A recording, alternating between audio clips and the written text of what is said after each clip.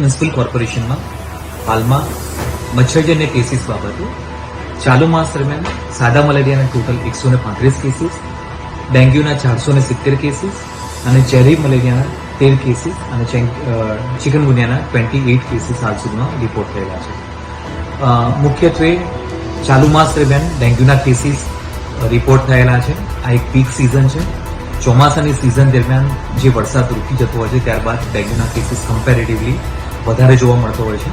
આમ ચાલુ માસ દરમિયાન 470 કેસીસ અને ટોટલ વર્ષના અંતે 873 કેસીસ ડેન્ગ્યુના રિપોર્ટ થયેલા છે.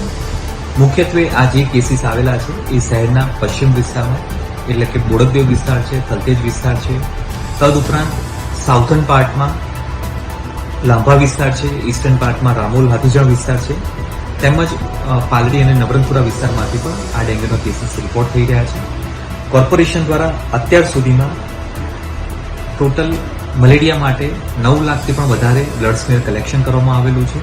ડેન્ગ્યુ માટેના ટોટલ 14,000થી પણ વધારે સિરમ સેમ્પલ લેવામાં આવેલા છે અને ચિકનગુનિયાના ટોટલ સિરમ સેમ્પલ 6,000 જેટલા સિરમ સેમ્પલ કોર્પોરેશન દ્વારા લેવામાં આવેલા છે.